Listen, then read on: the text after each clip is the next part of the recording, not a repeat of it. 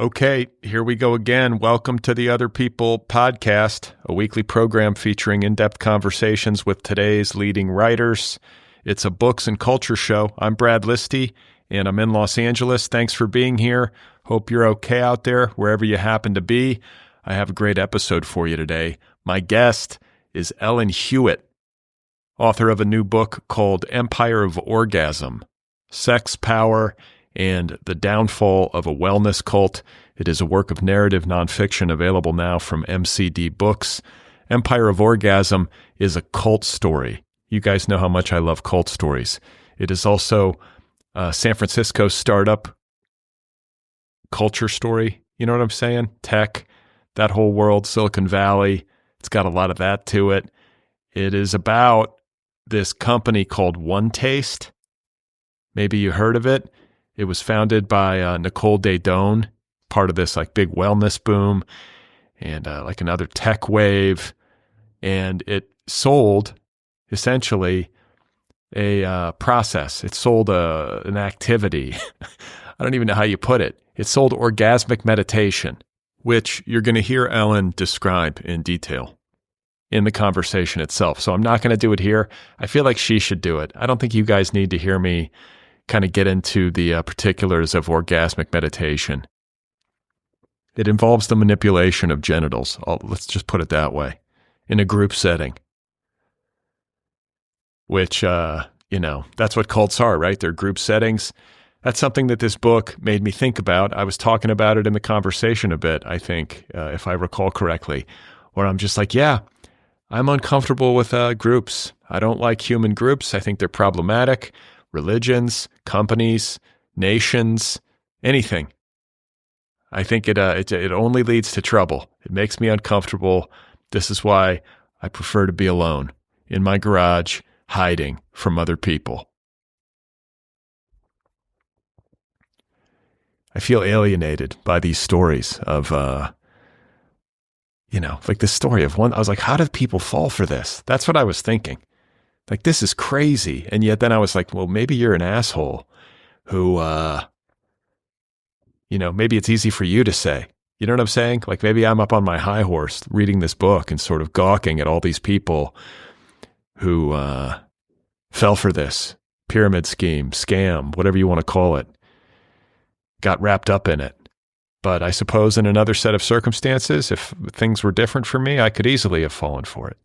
Or some version of it, or maybe not this particular thing, but some other thing with similar dynamics at play. I don't know. It's sort of interesting. I say that I don't like groups, and yet I crave community, just like any human being. I'm no different. We love community. We want connection. That's why I'm doing this show. But it's connection on my terms, where I get to hide out, talk to one person at a time, and then put these conversations out into the world. I guess that's my version of community. It really does. It does make some sense because I'm like, okay, I want community, I want connection, but I don't want a group. That's kind of what being a podcaster is. I'm building a sort of listener community, but I have no interaction really other than these passing interactions via email or social media.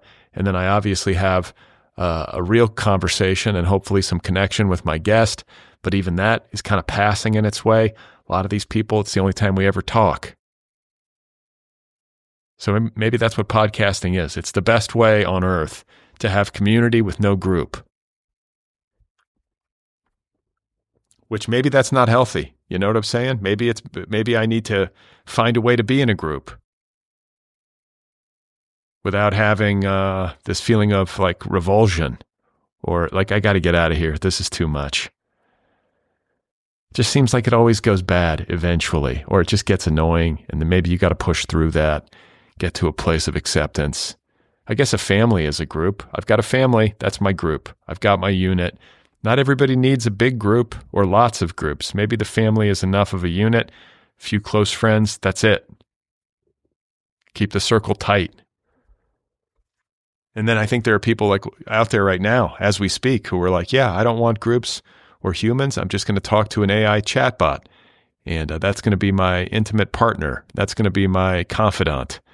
That's going to be my conversational outlet. That seems really unhealthy. I'm reflexively opposed to that. Maybe there's something to it. I don't know. Maybe it's better than nothing.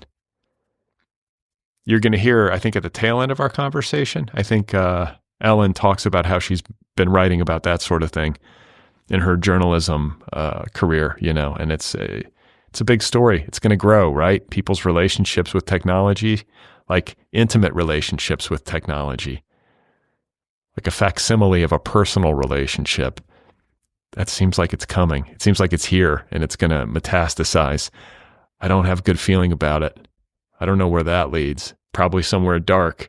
Why do these things always lead to dark places? Lots of money, sex or the promise of sex, that combination, and then you put a bunch of human beings together in a group. Never turns out well. Almost never. Even rock bands. I mean, occasionally, I don't know, some rock bands, the Rolling Stones are still going. Maybe that's the best case scenario. It's like a long marriage or something. And then people have to stay healthy. Somehow they've stayed mostly healthy. I guess Charlie Watts died. But Keith and Mick are still going. Mick, he seems kind of ageless. I mean, he looks older, but he's still kind of fit. And he's out there. He's got this this wife who's like 50 years younger than he is. He's having children still. He's in his 80s, isn't he? I follow him on Instagram. He's like taking vacations and seems very active. I want to say both of his parents lived to be 100, so maybe he's in a fortunate gene pool. I don't know how I got onto the Rolling Stones, but it's fascinating. Cult stuff, groups, and One Taste, this company, which I didn't see at all when it was happening. Maybe in the most passing way, but it wasn't on my radar, and I don't know how I missed it. This is all relatively recent. It's in California, albeit up north in San Francisco. It's the kind of thing I would be interested in because I love cult stories, and I missed it. So I was glad to catch it in this book, which is excellent. If you're interested in this topic, broadly speaking, or if you're interested in the whole One Taste saga, this is kind of your one-stop shop. It's got everything. It's got the whole story, all of the people, very compelling characters. Nicole Daedone, very compelling. The way she built this, how it grew, and maybe how it grew toxic and dark. It got weird. Not for everybody, but for enough people that she ended up in prison along with her right-hand woman. So, who I think is named Rachel Churwitz. I could be screwing up that name, but that's where my memory is. Rachel, right? Anyway, very good book, very good conversation with Ellen Huet. Again, the book is called Empire of Orgasm. And I feel like it's the book you need to be reading on the subway. It's the book you need to be showcasing to your fellow passengers on the airplane, at the cafe. It's perfect for that. Take a selfie. So otherwise, there's a new restaurant that just opened up in my neighborhood, and I'm feeling annoyed by it. I think about it a lot, and I hear about it a lot, and I find it annoying. And I'm repelled by it. And that's interesting to me. Because I think it's because it's like a status symbol. Like, have you been there yet? Have you heard of it? You know the owner, right? This restaurateur. It's like very Hollywood. Like, oh, you don't know who this person is? Have you ever met them? Oh yeah, I know them. It's like that kind of thing. And I kind of want to try the restaurant. It's a good restaurant. I feel like it's the kind of restaurant we need in this neighborhood. It's actually casual. It's not some fancy thing. And we need some casual places to go, right? Easy. That's the idea. But of course, it's not easy because everybody wants to go. Everybody's talking about it. And it's this thing. And it's annoying. And it's like, okay, I want to go, but I'm not going to wait in line. I'm not doing that. And I don't want to tell you that I went. I'm not interested in having it be like this box that I tick and then I make it into social currency. And it's just gross and weird. I just want to have a meal. And I'm not, who wants to wait in line for a restaurant? No thanks. So now I guess I have to wait for like 3 months or something. I can't go until the hype dissipates and it's no longer like a thing. And then it's just like a restaurant in the neighborhood, hopefully, that you can go to. Like I walked past it this morning and it's like raining here. And I walked past it, the weather's miserable. All these people are standing in line outside. For God's sake. You've lost yourself. Like just getting rained on, standing outside, hoping to have like breakfast at this place. It's not right. It's too much.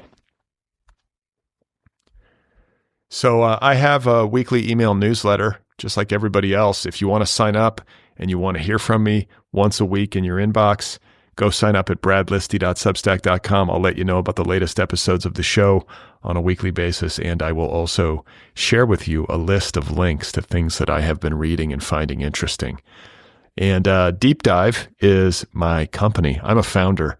I'm an entrepreneur and a business leader in the education space. I'm a disruptor. And Deep Dive is a learning platform that makes in-depth courses for people with curious minds. We have 3 courses available now on the market, all 3 of which are in the writing vertical because that's my wheelhouse. I am the host of each of these courses, and they combine the intimacy and conversationality of a great podcast with the rigor of academia. So it's best of both worlds. The idea is that it's not boring. Educational content is often boring. That's just my feeling. It's not just one person yammering at you. It's a dialogue. And it unfolds in a series of episodes. A course does. So we have how to write a novel, how to write autobiographical fiction, and how to get the reader on board. Those are the 3 courses on the market. How to write a novel is the flagship. It's more than 50 hours long, and it features nearly 4 dozen of today's most acclaimed contemporary authors as instructors. You can check it all out at www.deepdive.audio. I should say, too, that the biggest sale of the year is coming up, Cyber Monday, December 1st and December 2nd. So it's actually a 2-day sale. December 1 and 2, Cyber Monday sale. You can save 50% on everything. That's a big savings. It's the biggest sale of the year. You don't want to miss it. And Deep Dive courses are the perfect, meaningful gift for yourself or for the writer in your life. And I want you to know that if you buy a Deep Dive course as a gift, you can send it as a gift on a day and time of your choosing. All you have to do is select Send as a Gift at checkout. There's a little option, a little box you tick. And when you do that, you can pick the recipient and the delivery date and time. So it's very user-friendly, and you can give the gift on, say, Christmas morning, if that's what you want to do, and it will be delivered to the person's inbox. So again, www.deepdive.audio. So my guest, once again, is Ellen Huet. Her new book is called Empire of Orgasm, Sex, Power, and the Downfall of a Wellness Cult, available from MCD Books. Ellen is an investigative journalist who covers technology and Silicon Valley for Bloomberg News. I feel like the tech/Silicon Valley beat is kind of like a goth beat increasingly. There's so much dystopian darkness in the whole thing. And I say that with some authority because I've talked to multiple people now on this show who cover that beat journalistically. And it's always like, oh yeah, things got weird. She covers a beat that's of interest to me, is what I'm trying to say. So she writes for Bloomberg, and she also writes features for Bloomberg Businessweek magazine. And she has hosted 2 seasons of a podcast called Foundering. She lives in the Bay Area, and I believe this is her debut. This is her first book.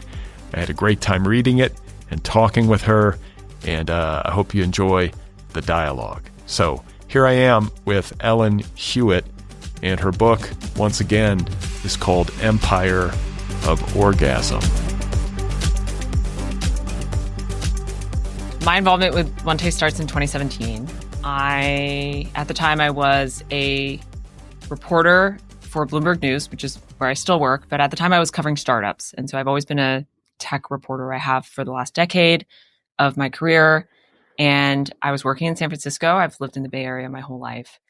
And I got a pitch, as I do many times a day, from someone who works in PR who said essentially, hey, I have a new client. You might be interested in hearing about this company. You cover startups. This is a startup. It's a fast-growing, woman-led sexual wellness startup called One Taste. And are you interested in learning more? Maybe we could arrange for some sort of conversation between you and the leadership of this company. And I had a vague understanding of what One Taste was. I had read about it before. But for those who don't know, One Taste is a company that was started in San Francisco in 2004 by a woman named Nicole Daedone. And One Taste is, at its core, an education company that sells courses on a particular practice called orgasmic meditation. And orgasmic meditation is a 15-minute partnered clitoral stroking mindfulness practice in which a stroker, usually a man, puts on a glove and some lube on his left index finger, and he stays fully clothed. And he strokes the clitoris of a woman who is usually naked from the waist down in a very prescribed manner for 15 minutes exactly, with the only goal being for both parties to spend those 15 minutes meditating on and noticing the sensations in their body. And One Taste really pitched this as a wellness practice in which they said having a regular OM practice would give you better sex, better relationships, deeper intimacy and connection in your life. And actually beyond that as well, like help your vitality, help you connect to your desire and intuition, lots of things that people would want. I just want to say kudos to you. You did a very good job describing all of that. You're very practiced at it. I was dreading having to describe orgasmic meditation to my listeners. I'm glad you took over because I don't want to freak them out. It is provocative. It is provocative. And yes, I have at this point told so many people what my book is about. In the 5 years that I spent writing it, what's the book about? Oh, it's about orgasmic meditation. This is not my first time, but yes, it is, that is the essence of it. And I'm glad I could relieve you of that, whatever task you might have been dreading related to that. So, I hear the pitch from the One Taste leadership. They call themselves like the Whole Foods of sexuality. They say it's the organic, good for you version of sexuality. And, this practice can help you, deepen your relationships and all that. And, around the same time, I do as a journalist would, and I start to ask around and do some research on my own. And I end up finding, first one, then more people who were former customers or employees of One Taste who told me that they had had a terrible experience with the company, that it had been exploitative, that they felt like they experienced really predatory sales practices. Some of these people described having gone into debt in order to pay for increasingly expensive One Taste courses. And some of them described feeling pressured to have sex with customers of the company or potential customers of the company in order to keep the business going. And it was the first clue that I had that there was some untold part of this story, because there had been a fair amount of coverage about orgasmic meditation before that. They had been endorsed by Gwyneth Paltrow and Tim Ferriss and Khloe Kardashian, and they had held conferences. Nicole had spoken at South by Southwest and given a TEDx talk. It was not, they had a fair amount of coverage, and it had generally been positive and or just curious. What is orgasmic meditation? There's a lot to be curious about. And I spent about 6 months working on an investigation about these cult allegations about life inside the company. So there were plenty of people who alleged, exploitative practices and alleged that it was basically a cult.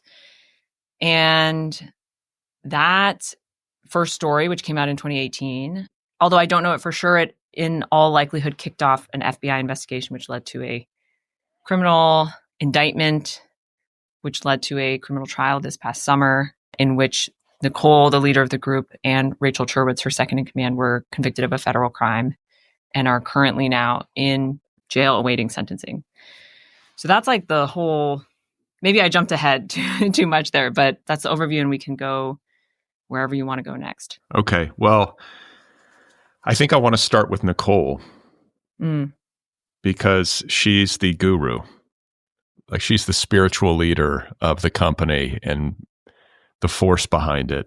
And in these kinds of situations, it's always thus, right? There's always some figure at the heart of it who becomes kind of messianic and who has this like gargantuan ego and this charisma and this kind of ability to read people.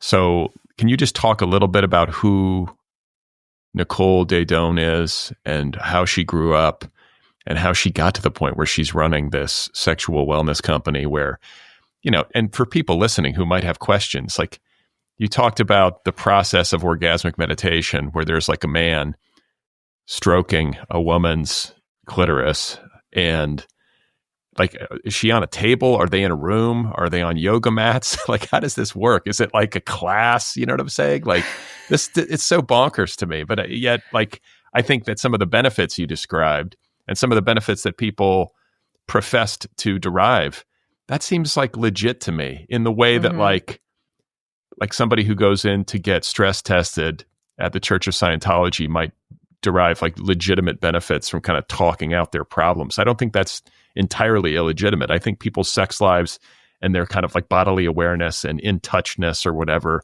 probably was like impacted positively in some circumstances or some situations, right? Absolutely. Okay, I'll answer how do they actually do it, a little bit about the benefits, and then we'll go to Nicole. So how do they actually do it? You're right that there's a little equipment involved. So in the usual setup of an OM, it is done on the floor. Oh yeah, OM, sorry, they call it orgasmic meditation, OM, pronounced OM, like the familiar mantra you might hear in like a yoga class, which was not, I think, a coincidence. I think they wanted to position it as an accessibly mainstream spiritual practice. So the main way that you do an OM is by doing it on the floor. The usual equipment is a yoga mat, 2 pillows. The woman lies down on the yoga mat. She butterflies her legs open and rests her knees on 2 pillows, one on each side. And then the stroker, a man, sits on one of those heavy like meditation cushions, like a zafu, off to the woman's right. And then he kind of positions his arm. I know most people are just listening, so they can't see, but positions his arm in a certain way where he's actually resting both of his hands on her vulva. And so the left index finger is stroking the clitoris. The right thumb is resting at the entrance to the vagina, and that is the whole setup. And then they do the stroking. Is he wearing a rubber glove? He's wearing a glove. Okay. He's wearing a glove and he's using lube. In fact, they made their own lube in-house that was like a little thicker than most lubes. So if you just want to imagine that, go for it. Okay, so wait, I gotta ask you. Did you do this? Like, as a reporter, did you feel like I need to experientially like do this so that I can like write about this with authority? I long ago decided that in keeping with journalistic standards and being like very rigorous about this, that it would be inappropriate for me to do it with anyone who had ever been like trained by One Taste, because they could conceivably be a source.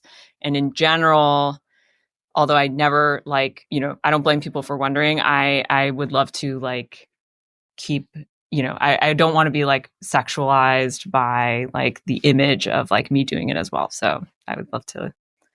Fair enough. But yeah, I think like I decided like in keeping with like my journalistic standards that I wanted to stay pretty far away from that scenario. So, and then when they do demonstrations of the practice for classes, because often like some of the introductory classes will include a demonstration of OM, they do it up on a massage table so that people can see it. So they do not do it on the floor. But other than that, it's similar. It's like the woman's on a massage table and the man is standing. And you're totally right that the structure of OM brought benefits to a lot of people. And in general, there are, different groups of people who were understandably drawn to the promise of this practice. You could think about, according to research, or according to some research, something like 10 to 15% of American women have a hard time having an orgasm. There are lots of people who experience performance anxiety during sex. There are people in long relationships where maybe the romantic or physical connection has lost its spark. Anyone who has experienced like a complex sexual history, as well as just anyone interested in improving their relationships, improving their sex life. Like all of these people felt that there was something in the promise and the pitch of orgasmic meditation that drew them in. And I think for a lot of them, there was actually a lot of genuine benefit as well. So that's like an overview of who was drawn to and who often found value in the practice. And as for Nicole, she is undoubtedly the main character of this story. And when I went in to write this book, I knew that she was the central character. There was no other option. And I also knew that she was not likely to want to talk to me, but that's okay. That's like, as a journalist, like I'm used to getting creative with like, you know, there are many sources of information that you can tap. One of them is direct access to the person, but by no means doesn't mean you cannot write a full profile of someone if they don't agree to talk to you, which I anticipated would be the case. And to give listeners a little sense of who she is. So Nicole grew up in the Bay Area in the 70s, and she was generally raised by a single mother, sometimes like other family members around. But her father was this figure who was not very present in her life, but for whom she held this like deep affection, and often, in her own retelling, wished that he was like more present. And he had other wives and other families and other children, and was not like a constant presence in her life. And she has spoken about her father's criminal history as a convicted child sex abuser. And court records support this. He was incarcerated at least once when Nicole was young, probably under 10 years old. And then again when she was in her 20s. And actually at that second incarceration, he died pretty soon after he was arrested. And so there was never like a conviction around that. But for both of these crimes, it was child sex abuse. And, she has spoken publicly about her father's criminal history and cited it as inspiration for her wanting to show that like there's this dark side of sexuality, but then also this inspiration that she thinks sexuality is this powerful force that can heal people in turn with as much power. And what has always been a little less clear is whether her father ever abused her or behaved inappropriately toward her. And so one of the things that I wanted to report on in the book, because I did think it was as sensitive and sad as it is, I thought it was also central to understanding her, was to try to get a little bit more clarity about her relationship with her father. And I found people who told me that in her earlier years, like as a young adult, that she told them that he had sexually abused her.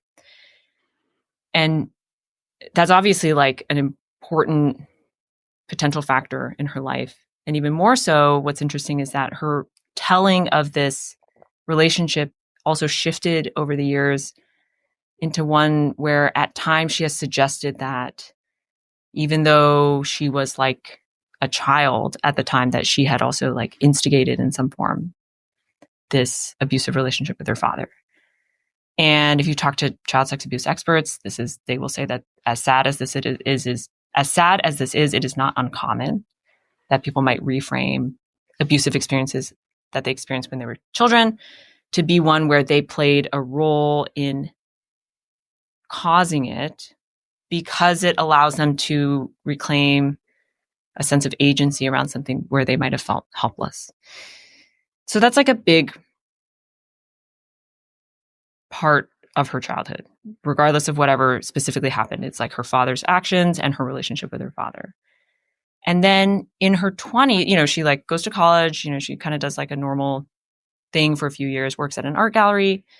And then in her 20s, she has a period of time in which she lives a life of like what I would describe as kind of extreme experimentation. So according to people who knew her then, she experimented with meth, with LSD. She has talked about ingesting, and I quote, copious amounts of LSD, maybe even living in a house where that was like kind of their main activity for a couple of years. And also experimenting with sex work. So she has talked about being, in her own words, a stripper, a sex worker, like an escort.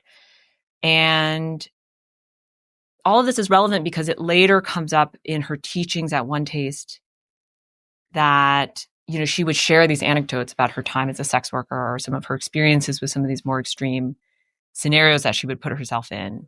And it was often said with the undertone of like, well, this is what helped me reach the level of enlightenment that I'm at now. And if you know, the unspoken part, which in a group like One Taste is still quite clearly communicated, the unspoken part is like, maybe if you do this as well, you might reach the same level of enlightenment that I have. I'll pause there. Is there other parts about Nicole's? I can actually talk about how she discovered the practice.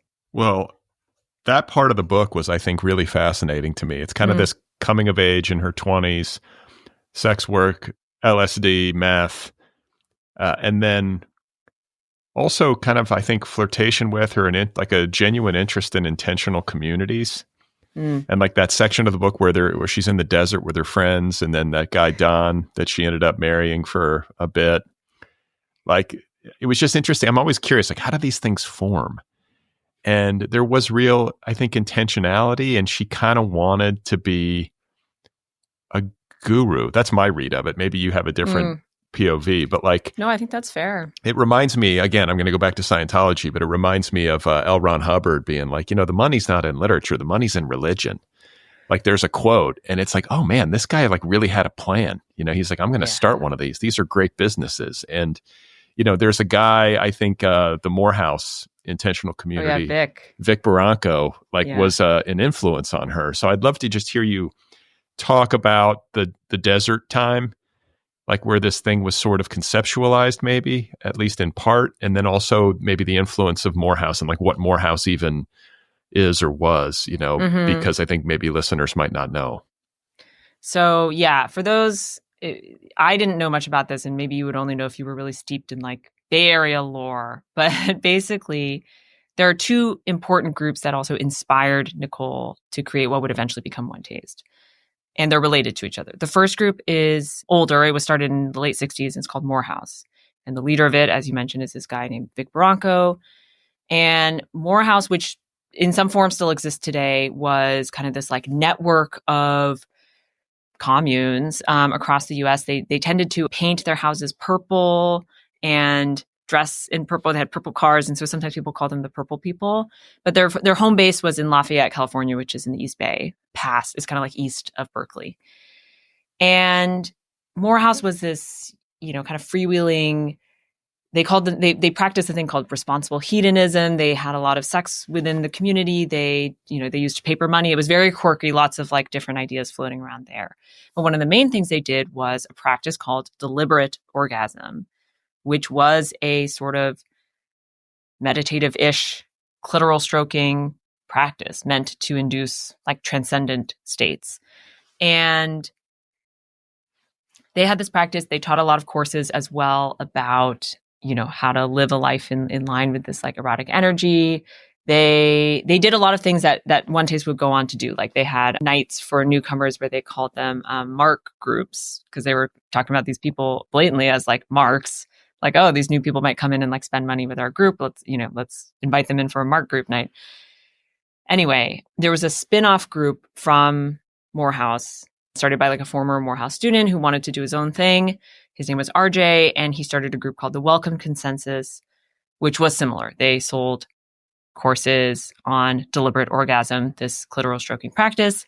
They had evening events in which they invited new recruits, and they called them benchmark groups.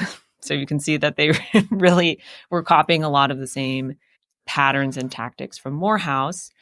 And what's interesting and notable about both of these groups is that they taught this stroking practice, but they weren't really trying to make it like a mainstream business. They tended to be a little bit more insular, like everyone kind of like lived on the commune. It wasn't really like going after like a mainstream wellness thing at all. It was their own little fiefdoms.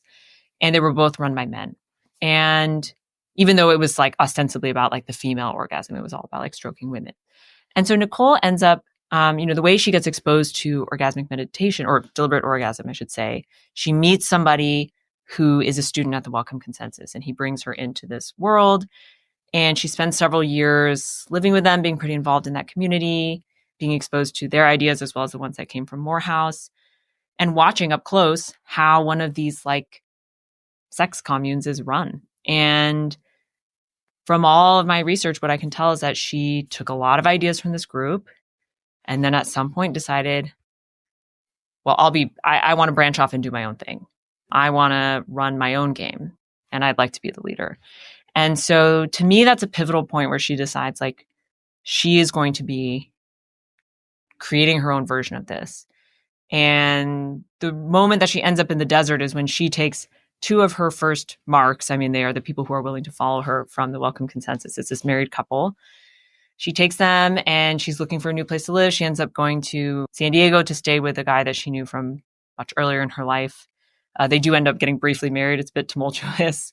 But that is where, like, at that point in time, she has picked up the ideas and principles from these other groups and is starting to formulate, like, how can she make her own? And they haven't found the word one taste yet. They haven't found the word orgasmic meditation, but it's already starting this primordial soup of, like, it's going to be led by a woman. It's going to be different. And what she ends up doing is, she names it orgasmic meditation, which gives it this like spiritual association. And of course, orgasmic meditation, OM or OM, as we mentioned, like gives it this like meditative practice affiliation. And then she makes herself the leader. So all of a sudden it's run by a woman, which I think for a lot of people just gives it this sense of like, I don't know, more wholesomeness, right? Like less sleazy. And then the last thing she does is she makes it a business. And so One Taste, unlike its predecessors, is really situated as a startup, trying to ride this wellness boom, the startup boom of San Francisco, as well as the idea of like this like commendable desire to see more women CEOs. Imagine, you remember like the CEO girl boss era of the 2010s. Like that is part of what helped propel, what would go on later to propel One Taste to kind of more mainstream business success. Well, some things that come to mind for me is that like these years where she was with the Wellcome Consensus, that's essentially a kind of graduate school for her in intentional communities, how to run a cult, if that's the way you want to characterize it. And then, seeing up close what do they call it? Deliberate orgasm or whatever. Deliberate orgasm. Yeah. She learned these sexual practices. She got to kind of see how it all worked and how people responded. I don't see how you have the success that she had in building One Taste without that piece. I mean, it seems like very essential. And then Absolutely. I also have to kind of salute her because, as a purely businessy matter, there were a lot of good choices made. One Taste is a great name for the company. I just when I was reading, I was like, yeah, that's a great name for it.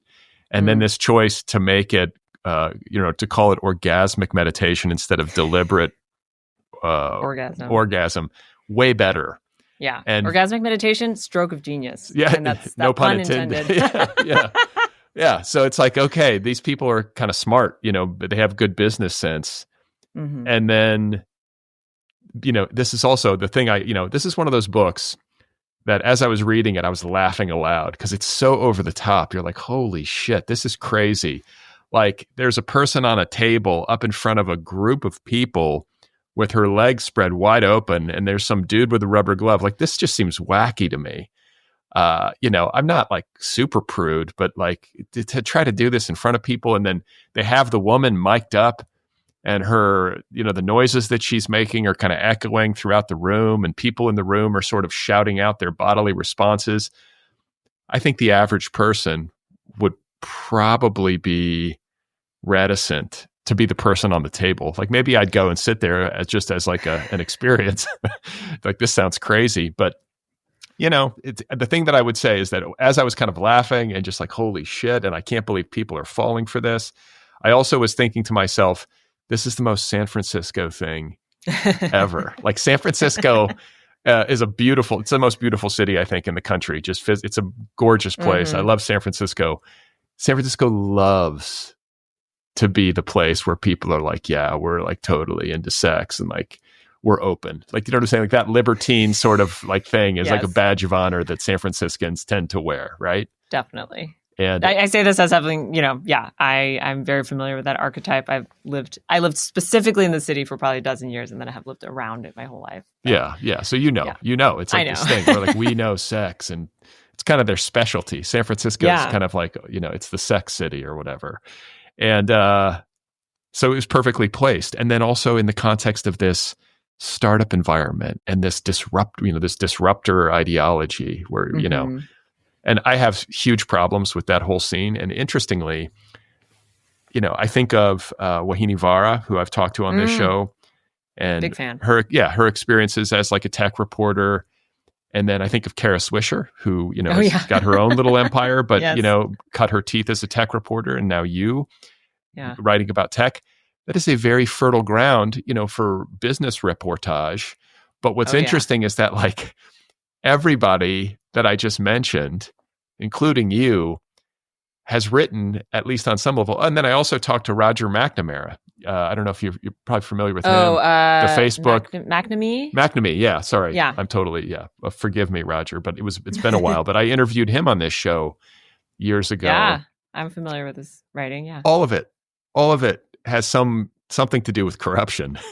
Everybody's kind of covering this scene, and it sort of feels like it's devolved. There are always these stories of like the rise and then the fall and the exposure of some really like awful malfeasance or criminality or whatever it is. And so I don't know. I can't help but notice it, that when you're on that beat and you're around all of these super ambitious people and all of this money, and basically it kind of reminds me of Hollywood in a way, because the people in power sort of set the tone for the town. And I think, for example, of like I always say this, but like the Harvey Weinstein of it all, and the, what's the guy, Scott Rudin of it all. These dudes were like the kings of the town for decades and set the bar very low for how you treat people. It's kind of like sociopathology became the accepted norm, and it trickles down. It does trickle down because everybody's looking up to them and trying to climb their way towards them and trying to kind of seek their approval and get their projects greenlit. And so you look the other way, or you just think, well, this is how it is. And then it's you who's treating people like shit, or you who's like, not saying anything when you witness somebody being treated like shit. Does that resonate at all with you? Do you see this as a kind of like a systemic thing in San Francisco?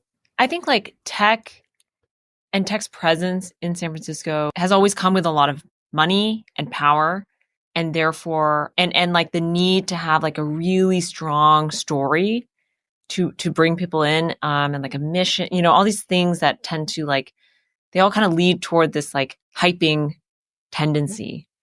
And then I think that does leave big figures, big companies vulnerable to overpromising. And then that's where like, at its best, I mean, I say this as a journalist, but at its best, the tech press can serve as a way, one way of holding accountable some of the like over hubris of the Valley. And I do think that has been, when you cite some of these stories, like, there's that is part of what is getting uncovered. There is also a lot of tech press that just talks about like new discoveries and things that have happened, and it's important in an ecosystem of all of them.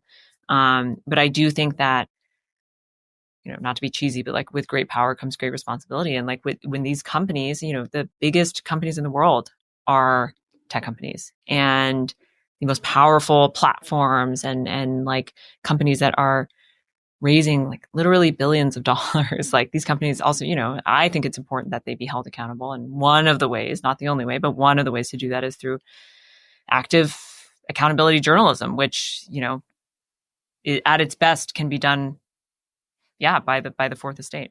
Yeah. Well, so it's just a way of saying that another like shrewd move by Nicole Daedone and the people at One Taste is that they sort of recognized the environment that they were in business-wise, and they integrated One Taste into this kind of tech startup paradigm they leaned into the female of it all at a time when, like you say, like the girl boss era was in full bloom. And then, so it was just good timing and they recognized it. And the wellness of it all. Like that is, Goop as a media company started in 2008. And like the next decade is off to the races. Like the amount of money that people spend on products, courses, workshops, things that promise to make your life richer, better, healthier, that is like a big economic force. And then even within tech culture, there's the startup aspect, but there's also kind of this like body hacking, peak performance, optimization. This is the time we have like wearables and this idea that our bodies, it's a very Silicon Valley idea, of course, that has rapidly spread elsewhere, but it was this idea that like body optimization could help you lead a better life. And maybe even like meditation could be seen as like a performance hack. Like if you could meditate a lot, that you would be able to, there is kind of this like capitalistic side to it. If you meditate a lot, maybe you'll be able to make more money. And I think, One Taste was quite well positioned for that because like, think about it. It's like 15-minute hack to a better life. Yeah. 15 minutes for better sex, better relationships, better energy, intuition. Like who wouldn't want to do that? And it was that the 2010s in Silicon Valley, perfect time to be selling something like this. Yeah. Anytime a company is really successful, like good timing is always a piece of it, right? It meets its moment, like in just the right way. Sex sells. Like who doesn't want to have more and better sex? Very few people out there are, would say they wouldn't want that. And then I think leading with the female and the female orgasm, kind of making that the business. They tried with men for a little bit. It was like the male orgasm. Yeah. That didn't go so well. Detour, yeah.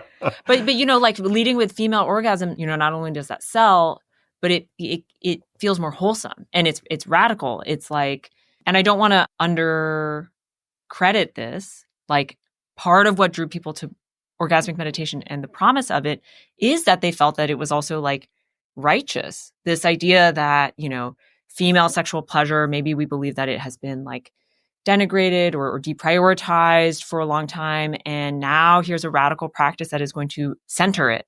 It's going to make it the main pursuit of this wellness practice. And there's going to be almost like a righting of wrongs by having this practice be something that is propagated throughout society. Yeah. And then there's like this spiritual component to it all, which I don't think is unique to One Taste. I mean, you could say that Apple computers, with these like Mahatma Gandhi ads and, be different or whatever, think different, like all this stuff. And like I want to hang out with the rebels, or remember those commercials? Like there's a spiritual patina to it all. We're going to change the world for the better. Then there's like this piece of the One Taste story where Nicole gives like a very popular TED Talk. I fucking hate TED Talks. I don't like the whole like aesthetic of it. I know there are many good ones that are probably moving and informative and helpful, and they deserve to be viewed by millions of people. To me, it's just, I'm like revolted by it because it feels like this church of capitalism and this thing where like, there's something insincere about it. I don't know. I just don't like it. I don't like the microphone in the ear and the person up there on stage, like basically framed as a guru, it seems like. And yet it's all these like hyper ambitious strivers in the audience. Feels kind of culty. I just am repelled instinctively by it. Am I wrong to be that way? I mean, you do you, but undeniably Nicole's, technically it was a TEDx talk, which is, for those who care, which it sounds like maybe you haven't delved into this debate, so there are slightly different. It's like a regional TED. But nevertheless, like for many people, like the TED branding obviously carries a lot of weight and status and credibility. And Nicole's up there giving this, pretty compelling, like 10-minute pitch about how she first discovered OM. It's called like Orgasm, the Cure for Hunger in the Western Woman, or something like that. And millions of people have watched this video. And many people I spoke to who ended up joining One Taste described to me that this was like one of their first exposures to Nicole's ideas. One person described watching it dozens of times because he was so entranced with what she was saying, and he ended up joining, and it did function as this marketing tool for her ideas. And it came out in like 2011 or something like that. So it had, many years of serving as this like calling card for her. Wow. Yeah. I mean, it can be great for business, but it's definitely something that helped to sort of popularize her ideas. It brought people, I think another piece of it that I want to talk about is the men who showed up at One Taste, because, it's a female forward company. It's run by a woman. It's about the female experience centrally. But as you said earlier, the way that this unfolds is like you're on a yoga mat with all these cushions and the dude's on a Zafu or whatever. But it's a dude with a rubber glove on his hand. He's probably a guy you don't know, right? Yeah.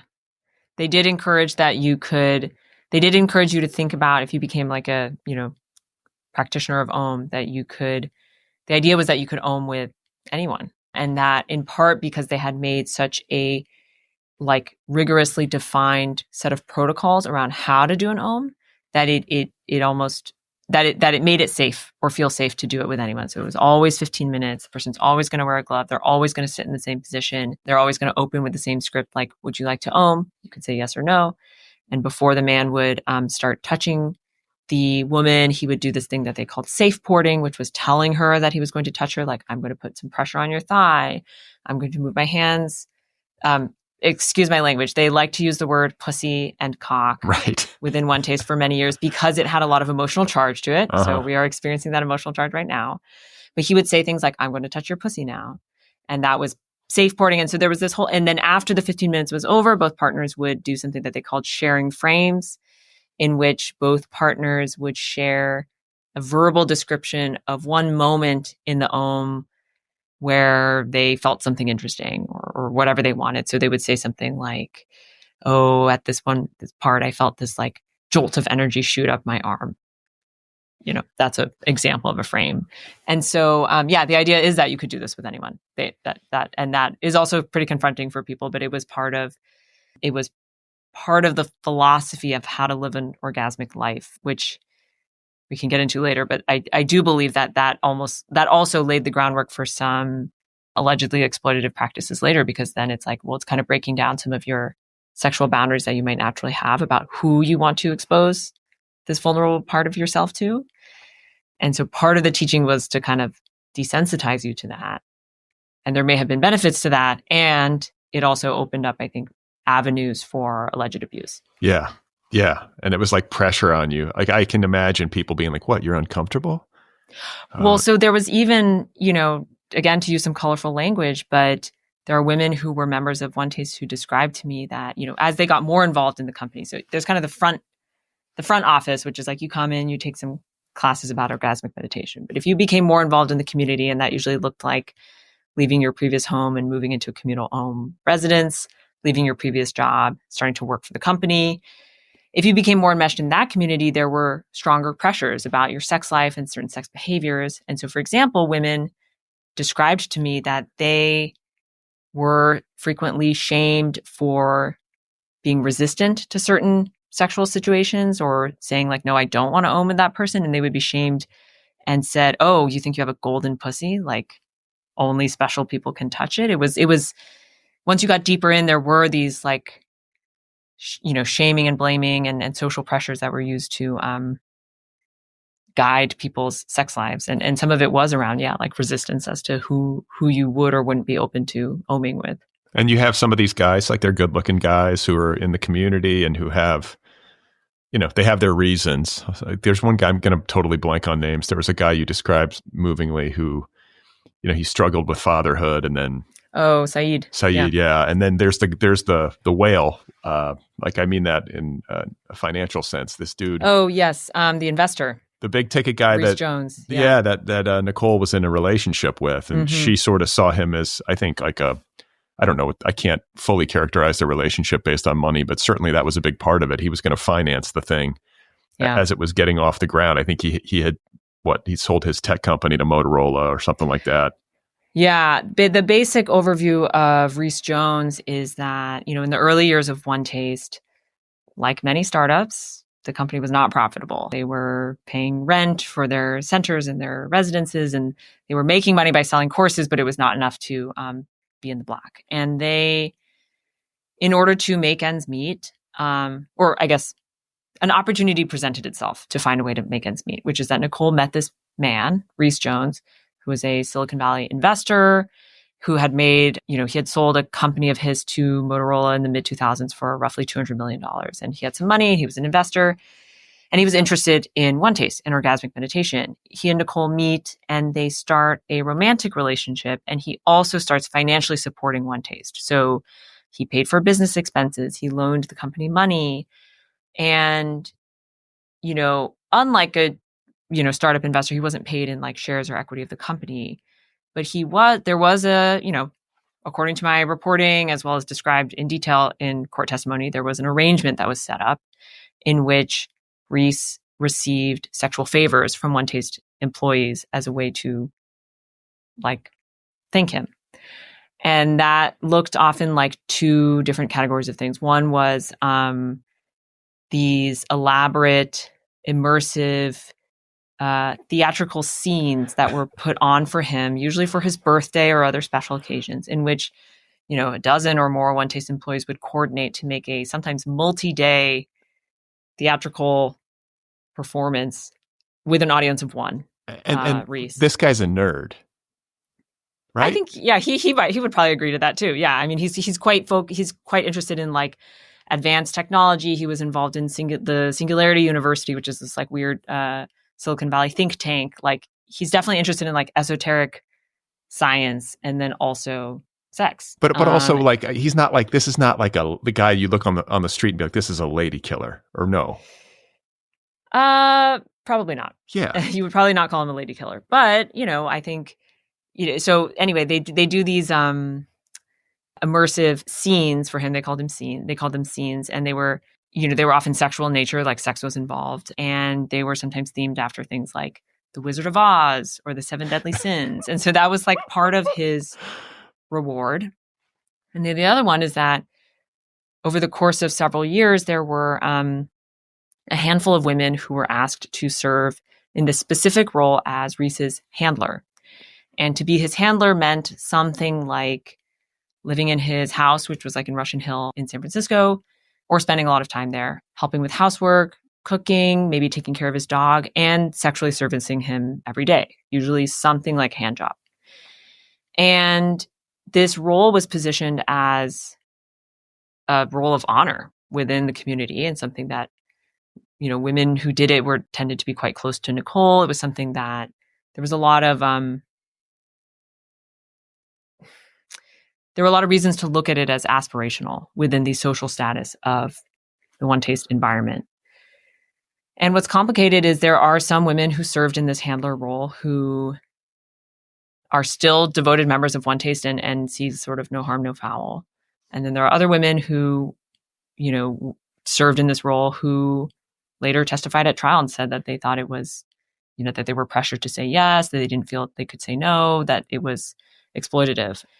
And that's kind of in some sense, some of the central tension of One Taste is this sense that some people saw these extreme things that happened within the community as healing, provocative, helping them with personal growth. And other people might have thought that for a while. And then maybe once they leave or upon reflection, they realize actually, no, that's not the story that I feel is accurate. I feel that this was abusive. Listen, if you're if you're given a hand job on a daily basis to the guy who's financing the company, that seems pretty obviously exploitative to me. Am I just a prude? Come on. I mean, sometimes I, as a journalist, it's I'm so dedicated to trying to hear multiple points of view and be, balanced, which is kind of an impossible goal. We're all humans. Of course, we all have a perspective on things. I am sometimes, I think I can get a little lost in the weeds. And often when I explain this to people, they're like, that's exploitation. There's no way around it. And it was a central part of the prosecution's case against Nicole and Rachel eventually.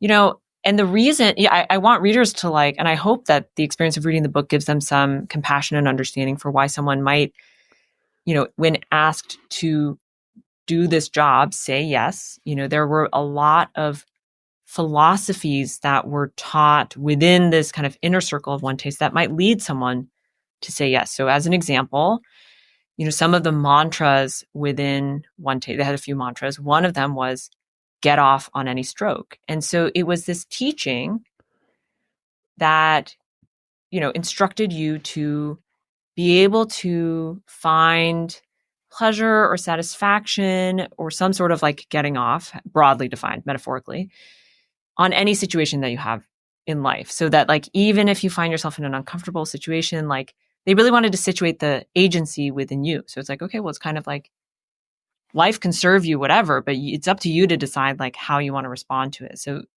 that was framed as get off on any stroke, which, has a literal meaning within an Om, but was applied more broadly metaphorically. And so the idea there, it's like you can see the value in it. It's like, yeah, your attitude about what life throws your way does define much of what you experience yourself. Like your own internal experience is largely shaped by how you choose to respond to things that come your way in life. That being said, taken to an extreme, the idea of get off on any stroke also contains this idea that sort of like, if you're feeling hurt, if you're feeling like someone is taking advantage of you, like that's kind of on you. Right. Like, oh, you're not able to get off on that. Like how small-minded of you. Well, like that's pretty weak. And so it pushes, it kind of eliminates your ability to blame someone else for harmful actions that they might have taken toward you. And the positioning of Om as like a practice, when you think about sitting meditation or things like that, the idea of a practice is it's like there's a framing that you do it every day, kind of whether you feel a desire to or not. And again, that's something that, of course, that idea has some benefit. You and I are both writers. Like a lot of people talk about the benefit of like sitting down at the desk and working a little bit, even if you don't feel the inspiration.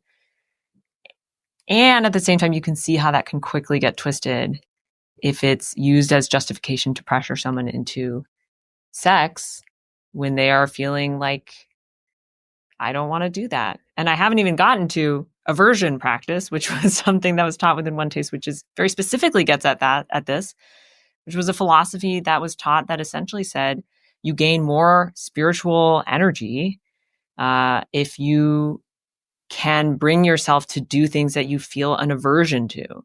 And the stronger the aversion, the more liberation you might gain from being able to do it. And they sometimes applied this to non-sexual things, but it was generally applied to sexual situations. And so if you were presented, as a One Taste employee, hypothetically, if you were presented with like, oh, maybe you should like Om with this person who is interested in buying an expensive course and they just need to like take this introductory course and they need a partner. If you said no, well, there's a rebuttal argument that's going to undercut your no by saying like, oh, you don't want to do it. Well, that's a great reason to do it because now it can be part of your aversion practice. Right. It's like the Jedi mind trick or something, Yeah. And I think this is where like one of the things that I observed the most in talking to people who had left One Taste is that for many of them, they struggled with being able to articulate why they had done certain things. They would be like, well, I didn't want to do it. Of course, I agreed to it in part because I didn't want to do it. So like, where does, how do you even try to answer what consenting is in an environment like that? Like it is a philosophy that is basically like designed to confuse you about what you actually want. Yeah. And to make you question and doubt your own boundaries. Well, speaking of doubting your own boundaries, like a piece of this puzzle that we kind of touched upon very briefly earlier is this communal living arrangement, which is, I think, where maybe the most interesting stuff probably happened within One Taste, because these are the true believers. They are living in a very intimate environment. Like often it's just like mats on a floor. They're all kind of sleeping in the same room. Everybody's having sex and oming each other.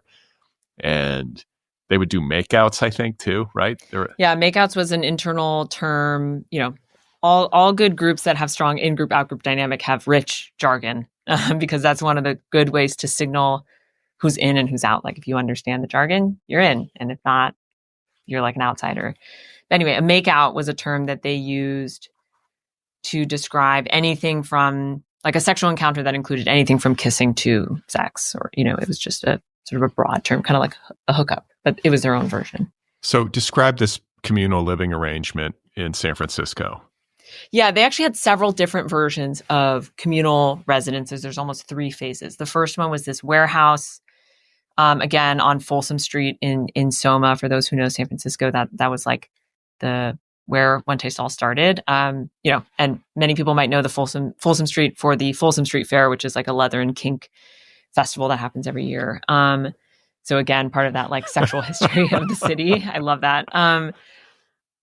But basically, yeah, the first iteration of their communal living setup was the warehouse, which was this big building that was not really intended for group residential living, but they put in enough mattresses that if everyone doubled up, they could have roughly 50 people in there. And they didn't really have sound isolation. It was just like mattresses with curtains in between them. And so people could hear lots of sex happening in the warehouse all the time. People would switch bed partners. It was definitely felt like this experiment and they would call their bed partners research partners, or their sexual partners would be called research partners. There was this sense of like, we're explorers. We're doing groundbreaking research in sexual living. Then they eventually moved to a different residence nearby that was a former SRO hotel where there were individual rooms, but there was still kind of this free-flowing sexual environment. And then at some point it actually dispersed into a network of like unofficial associated houses. So not really like rented or leased by the company, but maybe run by One Taste associates or employees, where people who were like practitioners and or One Taste employees would live together. And those were like kind of more informal, but still like the heart of where these communities took place and where all this experimentation took place. So a lot of the anecdotes and wild stories that take place in the book take place in these residences, whether it's any form of those. So some of them were more freewheeling than others. Yeah.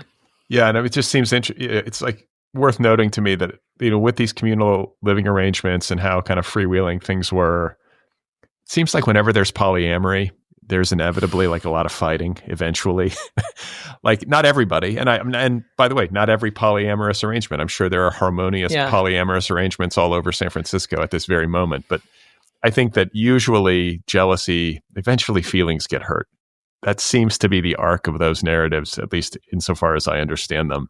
And that was certainly the case at One Taste, where, there'd be people having sex, and then there'd be also people having like pretty volatile like fights, and you couldn't really avoid them because it was such a tight like situation physically. Like there's no hiding. Yeah. And not only that, but Nicole would teach her followers some things like, if you're feeling a strong emotion, you shouldn't shy away from it. You should actually like burn through it, take it on, face it head on and sort of process it that way. So for example, she would say that like, jealousy could be fuel. So there was, there's an anecdote in the book of this couple who like took inspiration from her teachings when they were living at the warehouse, and they had been having trouble with, they were in a relationship, but also, of course, you're right, there was a lot of non-monogamy going on in the warehouse and in that community. And there was jealousy. That was an issue between, the woman was like pretty jealous of the man's other partners. And so inspired by Nicole's teachings, they decided to do an experience where the female partner would watch her partner have sex with someone else. So she would like sit on the stairs above the bed, like while the 2 other people were having sex, and described like all these like emotions that came up for her. And it was this, it could feed into this sense of almost like a boiling pot of emotion going on within these communities, and add to that this idea that like every day people are getting, doing this meditative clitoral stroking practice, sometimes up to 4 or even more times a day. They would do like 2 in the morning, 2 in the evening, and sometimes others throughout the day. Everyone was really like amped up. And I think that can be, that was like probably a contributing factor to it. But again, within One Taste, there was this belief that living in compression, as I like to call it, so like living in close quarters with other people where you're really confronted by a lot of like intense living and emotions, would lead to personal growth. And in general, a motif of some of the philosophies of One Taste, which probably stem from Nicole and her own beliefs and her own life experience, was that intensity, like pushing your edges, having these extreme experiences would lead to personal growth, to spiritual enlightenment. And people in this group, for them, like that was an ends to which they would explore many means, including ones that felt painful or difficult. They were in pursuit of breakthroughs, of personal transformation. And for some people, it did lead to interesting revelations about themselves, deeper relationships. Like, in no way do I want to dismiss the fact that many people feel that they benefited greatly from their experiences at One Taste. And some of those people would say even simultaneously, yes, that there were harmful like experiences as well. So it's, it's, of course, as with many things in life, multifaceted. Yeah. I mean, it's just like this idea of like, oh, you're feeling jealous. Okay, sit here and watch your beloved like have sex with somebody else, like from a few feet away. I think the average person would be like, okay, that's kind of twisted. Like, I don't know. It's again, it's a mix. Different people have different reactions to different experiences, but that seems pretty harsh. And one, you say that, and I think that's totally reasonable. And a lot of people do have that reaction. And I'm hoping that if people spend time, if they spend time with the book, if they kind of read it with an open mind, that they might come to an understanding that I came to after reporting on all this stuff, which is that as human beings, this is a shared quality of us as human beings. We make decisions and we believe certain norms and ideas based on the social environment that we're in. Like, we are incredibly social creatures. And if you find yourself emotionally and socially invested in a community like One Taste, where these are the norms, these are the shared beliefs, like, you might be surprised at how easy it is for you to make choices that are reflective of what those around you are also believing. And especially, we are also wired to be like status seeking individuals, that we seek approval from those we care about, and we seek to avoid disapproval of those whose opinions we care about. And again, it's like all a reflection of the social environment that we're in. Like, if you find yourself in a community that has unusual beliefs and you care about your status in that community and you care about the approval of like the leader of it, like, I think many people would take action that they might be surprised by, that like if they were outside of that world, that they would not contemplate. This is why I'm antisocial. Like, don't my thinking, I'm reading this, I'm going, thank God. See, this is why I don't join groups. Never join a group. Run away. I mean, I'm a very social person, so maybe that's why this is like what I have taken away from this. But I really think it's a testament to like our social behavior as creatures within communities. Like, we act as a reflection of the environments we're in. Yeah. I mean, I get that. Like, I get being social, like going out with friends to a concert or like having a coffee, but like living in a warehouse with like a bunch of strangers and everybody's diddling each other, like, that's different. That's a different kind of like togetherness. It's true. It's not for everyone. But I think for those who were drawn in, they were like, this life is really exciting. Like, that's a part that I also don't want to undersell, is like, for them, it was like, it's exciting. It's a thrill ride. Some people described it to me as like the best reality TV show ever. And you are in it, not just watching it. You're having tons of sex. You're learning about yourself. You feel like you're part of this group that is on a mission to like, you may scoff, but change the world. And that feels really alluring. That is part of what brings people into cults. People hear cult and they think, oh, it must be painful and hard. No, they're often really fun. Yeah. That's what brings people in. And you feel like you belong to something. You feel like you're part of a mission. You found these new friends. You're like on a high. Yep. And it's only later that you're like, wait a second, like, am I even allowed to have independent thought here? Yeah, exactly. No, it's intoxicating. Yeah. And it's I think like a hallmark, as I understand it, of cults is that there is this kind of heightened reality and this emotional and maybe physical intensity the experience, that like when the experience inevitably like crashes, like then people like in the aftermath find themselves, it's sort of like after like a war experience. I'm thinking of the Hurt Locker or something, where like people are like walking around like sort of, walking the aisles at the grocery store just being like, this is boring. One of my favorite anecdotes in the book is the story of this woman, Audrey, who was involved in One Taste for several years. And she leaves One Taste because she kind of has a break and she's like, these people, I can't be around them anymore. It's harmful. I need to leave. So she kind of rage quits. And there's this experience that she has pretty soon after where she's out in the real world in San Francisco and she's living with roommates and working a basic job. And she's like, this is so boring. And what ends up happening is one day she parks in a parking spot and doesn't pay the meter. And she comes back to her car. She sees it's being towed away. And she freaks out because she's like, oh my God, I don't have money to pay for the impound lot fee. She tracks her car down at the impound lot. And she goes in the lot and she decides, like, I don't have the money to pay for this. I'm just going to get in my car and drive it out of the lot. Of course, the lot is fenced in. Like, this is a terrible idea. So she tries to drive her car out of the lot and she's chased by the attendant. She rams her car into the fence and she ends up getting arrested and like charged with some crimes. And as she's reflecting on this and she was telling me about it, she was like, I think I missed the sense of like excitement or like thrill or whatever in her life. And she was like, I just thought that I could, she had spent all this time in this community where they kind of believed crazy things. And she kind of thought that she could drive her way out of it. And she thought that she had, upon reflection, taken these extreme behaviors in part because she missed that feeling that she had within One Taste. And later she talked to me about, she had been living for a while with a person who was also like a roommate who was also a former One Taste member. And they would sit around and sort of joke, but it was obviously sort of real. They would talk about like, well, so should we start our own cult? Like, should we do something to bring cult energy back in our life? Because they were like, we miss it. We're like bored and lonely out here. And even if you know that it is better for you to be outside, there's a big part of that excitement that I have heard many people describe missing after they leave. Yeah. I mean, listen, we are social creatures. We do need contact. Some of us need more of it than others. And I think that the way society is structured, a lot of people are lonely. And this can ameliorate that in a big way.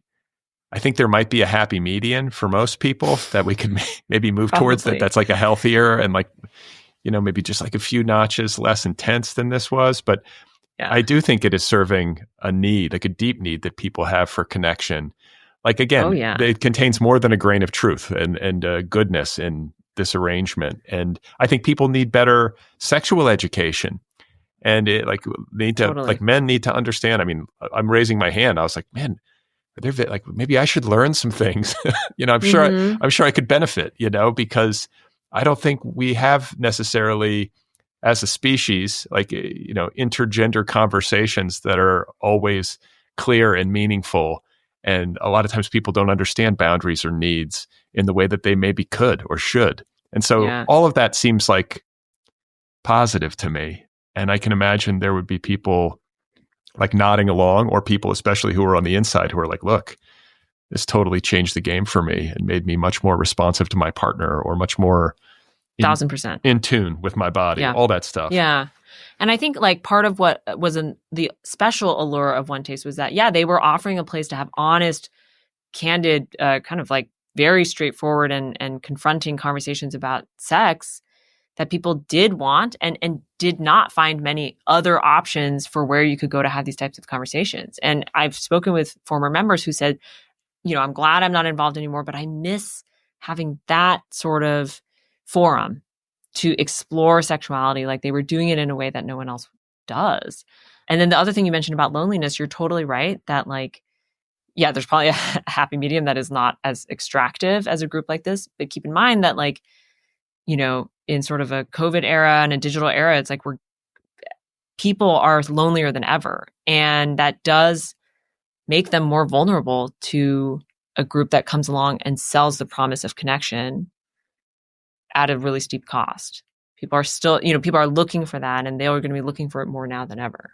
Yeah, and just to kind of give some price points, I'm glad you brought that up, because I'm sure people listening might be curious. Like orgasmic meditation courses ranging anywhere from like $499 to $16,000, as well as a $60,000 annual subscription that included access to all courses. So for the big ticket, and of course in San Francisco, there's a lot of rich people. And so there would be people who would fork over $60,000 for an annual, right? Yeah, definitely. So basically, some of their most expensive courses, intro courses might be a few $100s, but some of the most expensive like 2-week intensives or some of the coaching programs that lasted, spread out over 6 months could cost upwards of 20 grand. One of them, I remember price tag even in the $30,000. And then, yes, you could buy this product called membership, which was roughly $60,000. And it meant that for the course of a year, you could take whatever class you wanted. And you could have other perks like sitting in the front row when Nicole lectured and things like that. And then for a brief second, they even offered a product called Lineage, which was 3 years of membership and cost $180,000. And it was something that, at least a few people were willing to pay for. And I think that is not unique to One Taste in the sense that many of these personal development or personal transformation courses will charge pretty high prices for some of these transformative seminars. And sometimes the belief is that there is actually even a benefit to the payer to pay a high amount of money because it means that you are emotionally investing in yourself or taking a big leap, which could be true. Also very convenient justification for a steep price. Yeah. Well, I mean, and of course, with all this money flowing and the company starting to become profitable, and then just its public profile growing. I think it was, it was written about in the New York Times, and then, it's just kind of snowballs, and they have the TED Talk and everything. And so it becomes this kind of known thing. And of course it's sexy, yes. And sex sells, and it's this female thing, and there's money to be made. And then one of the parts of the book that I find myself sort of chuckling at is that suddenly Tony Robbins is circling, Tim Ferriss. I guess he was writing that book on the body. So this was a natural avenue for him to explore, but he's in there with the glove on his hand and he's lubing up. And then of course, Gwyneth Paltrow is the goop of it all. I know Tim Ferriss actually did it. He learned how to be a stroker, right? Because he was trying to That's my understanding. Yes. And he wrote a chapter about orgasmic meditation in the 4-Hour Body. So it was pretty early on, I think 2010, 2009, somewhere around there. Okay. But yes, I believe he was trained in the practice. Yeah. Am I a sick pervert for being did Gwyneth Paltrow do this? It's such a natural question. She's up on stage at the Goop conference or whatever with Nicole. But if you're going to do that, it's just, you'd be so curious. Well, what is this? What am I promoting here? You would think, I know Khloe Kardashian probably did it, but it's this is a celebrity, and who's going to be is it going to be another woman? Is it, because it would be weird for a man to be okay, Gwyneth, snapping on the glove. Well, what's interesting is that most of the, mostly strokers were men. And in the early days of Nicole promoting this practice, when she was doing demos, she was the woman being stroked. But at some point, she switched roles and she put herself in the position of the stroker, which had traditionally been more of a male role.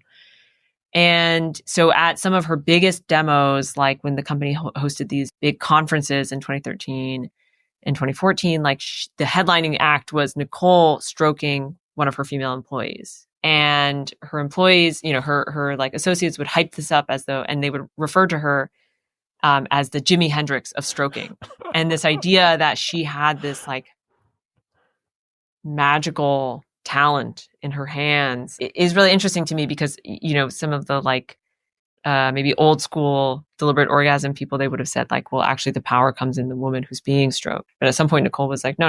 I'm going to occupy the stroker role, and we're going to call that the Jimi Hendrix. It's that's the special person.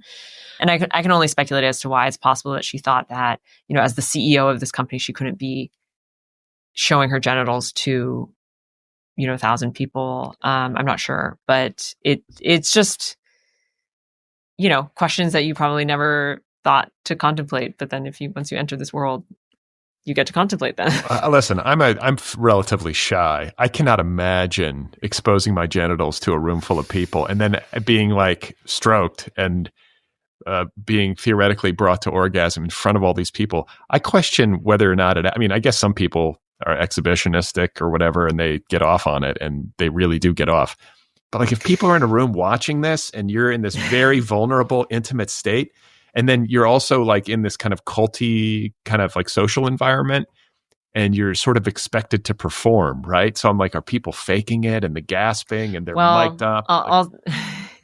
It gets a little bit more complicated than that because within One Taste, they redefined the word orgasm to no longer mean like the moment of climax, but rather the whole journey of arousal, and capital O orgasm became their terminology for this kind of like erotic energy or erotic life force. Like they would sometimes literally compare it to the Force from Star Wars, something that you could tap into, that it could guide you. They would say like, how's your orgasm today? They would say like, oh, taking this action brought me closer to my orgasm.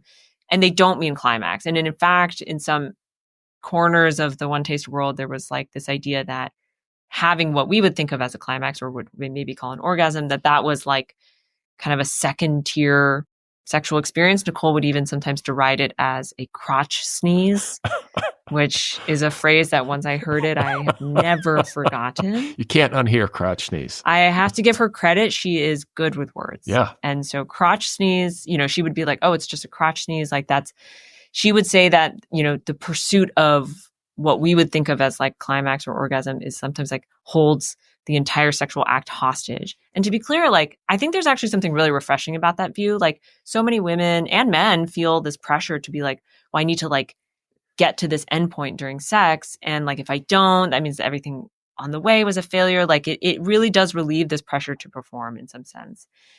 Now, if you're talking about the demos, at these big orgasm conferences, and the idea that Nicole's stroking one of her acolytes who is like mic'd up and sort of on stage of course, there's a performative aspect to that. That seems unavoidable. But it's true that like in OM as an everyday practice, they did try to structure it to remove some of that pressure to like perform in this specific way of like having an orgasm or like reaching climax. Well, and as you get desensitized, if you're living in the warehouse and you're having all of these experiences at close range, after a while, what's the difference? Like, oh, you're in a room and there's a bunch of people seated watching. Okay. I guess people could probably become comfortable with it. Yeah. Well, not to get too sinister, but, people did talk to me about this feeling of gradually feeling desensitized to certain things that had once seemed taboo to them. So if you got more and more immersed in one taste, again, from the outside, you might look at some of these stories and be like, how do they ever end up like in these positions? Often it's like this gradual boiling of the water, and like you start off thinking like, whoa, I would never like do this practice. But then like you see a demo, you see that the other people around you are doing it, you try it. Like, okay. And then you're like, well, I would never do that all the time, or I would only do that with my partner. But then it's like, maybe you start experimenting with doing it with other people. And then if these things that once felt taboo to you become, I believe someone once used the phrase to me, taboo minimization. So these things that once felt taboo to you, if you like slowly and gradually like, okay, well, I've dispensed with that one, moving on, I've dispensed with the next one. These things that once seemed extreme to me, I'm now contemplating doing. It can get to a point where things that once seemed unthinkable, like, so you end up at a point where you're like, sure, I'll be the demo person on stage in front of these people. Like, your taboos have been tossed aside gradually over the course of years sometimes. And it wasn't just sexual. Other people described to me this sense that financial taboos were also dispensed of. Like, within one taste, there was this culture of people wanting to be able to buy expensive courses, but maybe not having access to the money. They were often encouraged to ask other people for money, ask fellow one taste members. And or go into debt. Or go into debt, yeah, which was also a taboo for people. So people would break this, people described to me breaking these taboos of like, oh, I don't want to take on debt, but like, okay, like once I've done $3,000 in credit card debt, like what's 20,000? What's 30,000? Like I've already broken that seal. Some people described that pattern to me. And then other people described, being taught, obviously having lessons that they learned as children that like, you shouldn't just ask someone for money if you like can't pay it back. But then they were living in an environment where people around them were doing that. And they seemed to have broken free of some sort of like limiting beliefs around money. So then they would try it. And then all of a sudden these taboos that you had about money or giving people money or asking people for money, like you break through those taboos, all of a sudden you feel this almost this like elation of discovering something new about yourself. And I think it makes you more attached to the group because all of a sudden you're like, well, this is the environment in which I took this bold step. Like I'm experiencing something new anyway. No, yeah. I mean, it's like, it's calling to mind all of these group situations, like whether you join the military and they desensitize you to like violence and killing people because that's what, militaries are for war. And then, or you think about like some Hollywood studio where the king of the operation is like twisted. And so everybody sort of conforms to his, belligerent style or whatever. It's how it works. I mean, I've had experiences in my work life where I'm in an office and it's like, it consumes me. I don't like it. The approval of the group becomes this sort of fixation, and it's like incredibly stressful. And you feel like your identity is invested in making sure you succeed within the terms of the group. Oh my God. It's not good for people. I mean, I know there are healthier and less healthy versions of this, but like, I don't know. I don't know if it's good for people. Well, one of the things that, I read in doing my research, I read and I read a book or two about like cult research and talked to a bunch of cult experts. And one of the things that I read in a book was this idea that, they were talking about cults specifically. And the author said, we're very social creatures. And in fact, we don't need to be told what the rules are. We're very good at looking around and inferring what behavior is like approved of and disapproved of in a group. And in fact, to be told directly is like sometimes less effective. Like it's better if you intuit. It's like stickier if you intuit it yourself. And so like, again, like if you're in this environment in Hollywood where like you might walk onto a movie set as like a, really green, I don't know, film producer. I don't know anything about somebody. A PA. Yeah, it's like and you walk. It's on, normal for somebody to throw a stapler at you. Exactly. If someone is behaving like a toxic maniac, then you might have the first reaction of like, whoa, that's weird. But then if you look around and everyone's just turning a blind eye and acting as though it's normal, like you might have a part of you that thinks like this is wrong. But there's a lot of unspoken social pressure to be like, that's telling you the lesson is this is fine. And I think that can be really powerful. And for people to recognize just how wired we are to be responsive to that can help you spot it when you're like in a workplace where you're like, wait a second, you can almost break the spell and be like, why do I care about this thing that is not important to me? And like, you can tell that actually it's coming from the fact that you see everyone around you caring about it. And like you almost instinctively then feel this like pressure to, or just this like tendency to want to care about it as well. Yeah. I mean, I feel like maybe a more common version of that is just like, oh yeah, everybody here works themselves to the point of misery, like well into the night and on the weekends too. And nobody complains, that's kind of like I felt that pressure before, where it's like you give your life over to the operation essentially. And if anybody complains, it's like, what's wrong with you? You're not tough enough. It's hard to stick out. Yeah. So anyway, there's so much in this book. And, of course, this totally missed me. I think I might have had some passing. I heard of it maybe like in the rush of the internet, but I never really set my eyes on it. So I was reading this going like, my God, this was all happening while I was alive and I had no idea. And of course I didn't because I'm clueless and, here in Los Angeles, just hiding out. But it was very fascinating to me. I love a cult story. It's a fascination to me how these things happen. And you put I would imagine, an enormous amount of effort into sort of getting to know all the different people. And I think you do it justice and you humanize it. And I guess like we'll close by just saying that like Nicole and Rachel Churwitz, her head of sales, her sort of right hand, were convicted over the summer in New York. It was in right? Brooklyn. In Brooklyn. Mm-hmm. And so they are awaiting sentencing, is my understanding, yes, or have they been sentenced? Right. And like their bail was revoked because some of their underlings were intimidating witnesses, right? Or like, yes, something like that. So basically, they had been out on bail for the 2 years between the indictment and the end of the trial, and then the day after they were convicted, the judge held a bail hearing, in which I was surprised by this outcome. I didn't expect it. The judge in that hearing said, she cited several reasons as to why she thought that it was no longer appropriate for the two defendants to be out on bail.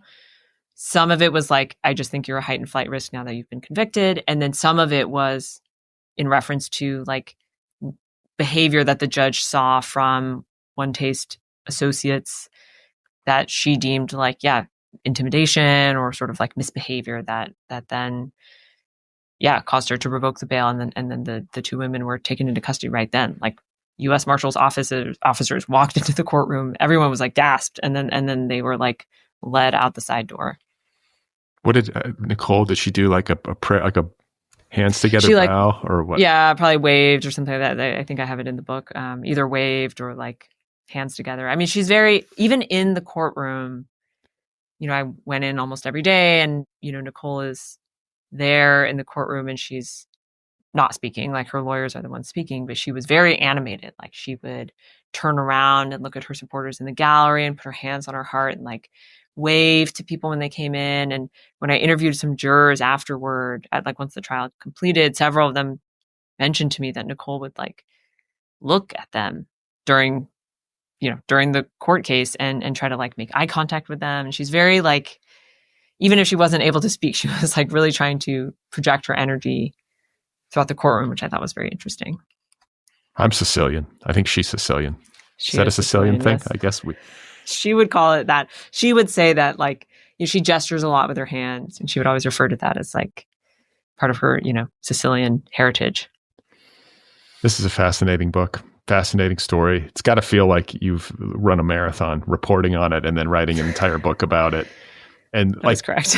You're in you're in a documentary about it. You're one of the kind of talking heads in that documentary. And on Netflix. What's are you persona non grata in Nicole's world because of all this reportage and like trying to kind of get to the heart of it? Like I'm imagining she doesn't love it. No, she and I did have one in-person like conversation, which took place in 2023, right after she'd been indicted. I happened to be in New York for work and I showed up at the courthouse during one of her like routine hearings where nothing really substantive happened, but I knew that she and Rachel would be in court that morning. And I showed up and like went into the federal courthouse. And for those who have ever been inside one, that there's a lot of security to get through. And, keep in mind at this point, I had been working on the book for several years. I had watched many hours of video of her talking and had tried to study her and talk to people who knew her, but we'd never met. And so there's this brief scene that I describe at the end of the book where she, I'd seen some of the other One Taste associates at a different court hearing in San Francisco, and they had sort of ignored me, given me the cold shoulder. Yes, you are correct. I think I am persona non grata in their eyes. Fair enough. And unlike everyone else, when Nicole saw me, immediately clocked me, smiled, waved, said, "Hi, Ellen," called out to me across the courthouse lobby, which I was very like, I sort of expected something like that, but nevertheless, when it happens, you're still like taken aback. And as the rest of her entourage was still in security, she kind of came forward and found me, and I approached her. I was like, "Can I shake your hand?" I said something like, "It's great to meet you," which I genuinely meant. And she leans in and she says, "We have a strange intimacy." And I was like, oh my God. I mean, she nailed it. That is true. Like, it is this weird relationship that we have that I have studied her from afar. And, she many people had told me that she's like charming and good in the moment. And like, obviously she has charisma to some people. And I felt a little flash of it in that moment, but she was also maybe trying to just disarm me. I don't know. Well, sure. I mean, I was going to say like charisma, yes. Good in the moment, yes. Was it sinister? Like, were you like a little chilled by it at all? No, I mean, I felt like she was acknowledging. I appreciated that she was acknowledging something that is true between us, that we both obviously knew of and had thought about and had never had the chance to acknowledge to each other, which is like, of course, there is a strange relationship between us. This is like, it's a relationship unlike any that I have with any other person, or like, even a subject of my reporting. It's like, I've invested more time in her than I have in any other subject. Why not acknowledge it? And I'm grateful that she did. So it didn't seem sinister to me. At worst, it was like she was probably trying to like,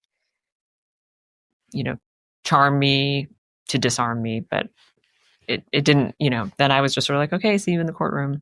And that's the last time we talked. We haven't spoken since. Maybe this is what I'll do when I go to AWP and I see writers who have appeared on my show. I'll walk up to them, just shake their hand, and yeah. So One Taste is still a thing. I think it's been rebranded. Still active. Yeah, they sometimes call themselves the Eros platform now. They called themselves the Institute of Om for a while. They have a couple associated nonprofits under the names like Unconditional Freedom Project, Free Food, that kind of thing. But One Taste still kind of exists. It sort of disappeared for a while and then came back.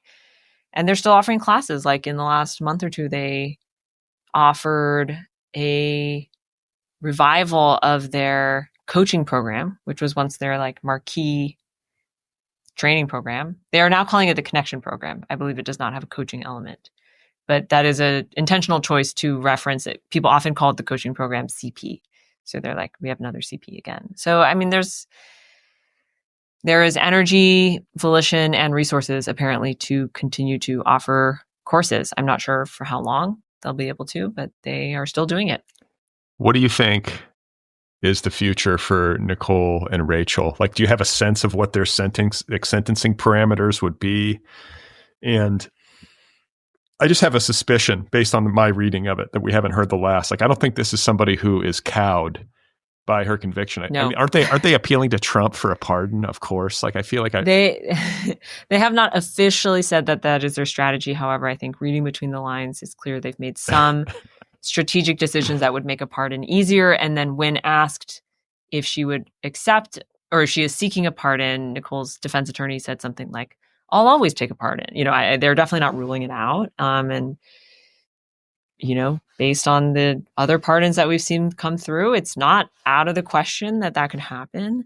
Sentencing is still up in the air. So it's unclear what the prosecution is going to ask for. There's like memos going back and forth about like how much it should be. And they have not even set a date yet for sentencing. I imagine it might happen early next year. But you're right that I think they do not seem to be cowed by the conviction. There is a sense among their camp that this was sort of a like wrongful conviction, not in the sense that it was like the wrong person. I don't, there's no question of like who done it, but they have argued that it is an example of prosecutorial overreach and or a threat to religious freedom. And for those reasons is like problematic. Religious freedom. Yeah, that one's a little complicated because it's I think that's the argument that they're making. I'm not sure how justified it is. And it's not like One Taste was ever like, officially like a religious entity in the eyes of the government. I'm not sure sort of what the details of that argument are, but that is something that they have advanced. So yeah, I guess without sentencing, I can't ask you your opinion on whether or not you think it was an excessive sentence. But I guess it's not clear to me that like even a very long sentence would change the attitude of the people involved. Like it's hard for me to see that would tip the scales, Yeah, I get that sense. I also feel like we're maybe living in an age of like no shame, right? Like never admit defeat kind of thing. I feel like that's the Trumpian way, right? Never confess, never apologize kind of thing. And I also think like people, true believers, and have, either convinced themselves or just deeply believe that like they're on some sort of like righteous mission.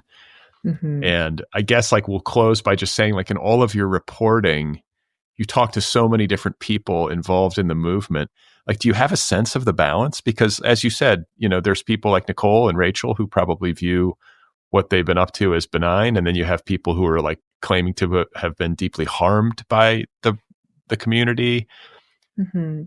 Is there a majority? Is there a clear majority in terms of the people you spoke with, or is it like 50-50? I mean, it's a big mix because there's a lot of people who I think would say that their experience included both, that it included benefit as well as some moments where they either glimpsed or experienced themselves a sense of like, whoa, actually, that's like, that doesn't seem healthy. That doesn't seem good. And then there's a lot of people who maybe just were not that involved. So, one common misconception about cults in general is that if you join one, in any capacity that you must have had the same experience as other people who were involved at different levels. That's definitely not true. Like plenty of people, even just in the example of One Taste, plenty of people joined, took a few classes, were like, great, I learned something really interesting about how to read the response of my partner during sex or something, or learned more about like my own philosophies around my life and my sense of agency. And then they like go on their merry way. And then a lot of people became more involved. And those who were more involved, like, yeah, some of them are like staunch defenders of everything One Taste has ever done. Some people are like, everything that this company has ever done is evil. I think both of those people are probably missing some of the bigger picture. And then there are a lot of people who I would say like understand that there's a mix. They might categorize the mixes differently. So I would say it's all over the map. And that's probably just a reflection of like the complicated thing at the heart of it, and a reflection of the fact that everyone's experience, not only is everyone's experience different, but that they walk away with different interpretations of it. Like I spoke to people who were present in the same room during like one particular incident, and it's clear that they like witnessed and experienced the same thing, and they still have different interpretations of what it meant or how harmful it was. And like as a reporter, you just kind of do your best. It's like, well, I'm collecting the information I can, and I try to use both like my responsible journalistic training as well as just like my sense as a human as to like what's probably going on, what is everyone's different like motivation and perspective on this, and then you just try to do the best you can.